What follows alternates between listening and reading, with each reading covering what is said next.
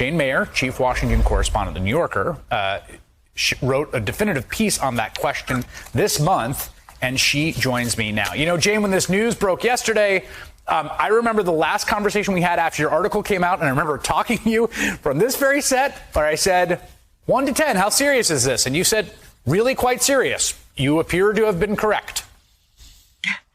Well, it's not entirely unexpected if you have been in touch with people close to the DA's office in Manhattan.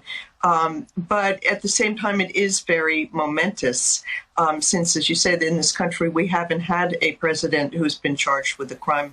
And we don't know that we will have one here. Just because there's a grand jury that's been impaneled, it doesn't mean that they will bring charges against former President Trump. But it's certainly, if I were he, I would be very nervous about this. I mean, I think it has this sort of feeling of like of the quicksand getting thicker. Yeah.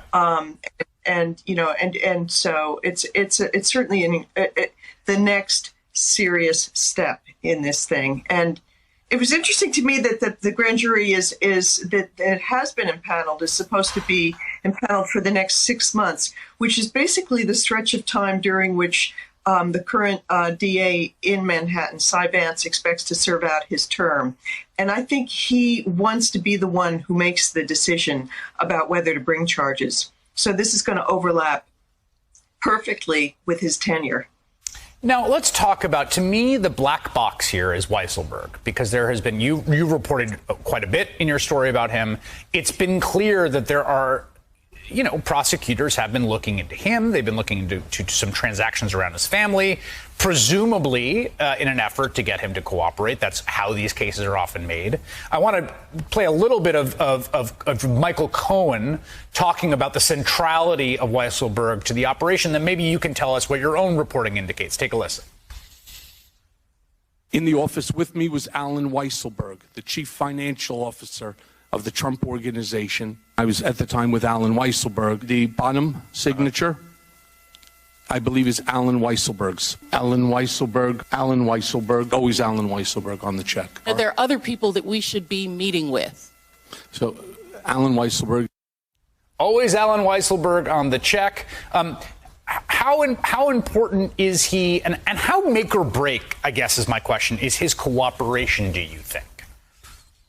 Well, I mean, I think it's probably incredibly important. He knows where, he knows the numbers. He knows it, whether, I mean, if this is a fraud case, one of the most difficult things about bringing a fraud case is the prosecutors have to prove a guilt that there was intentionality to commit a crime.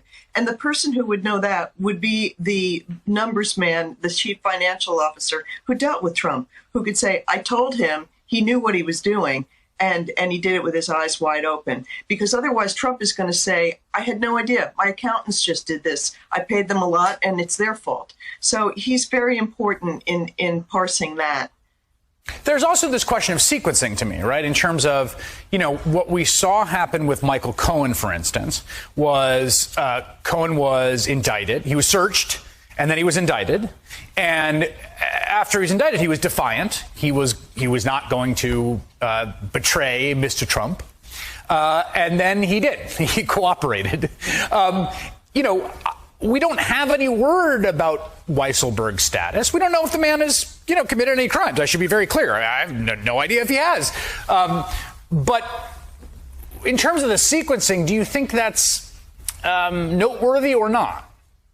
Well, yeah. I mean, I think he is being put in a vise. There's so much pressure on this man.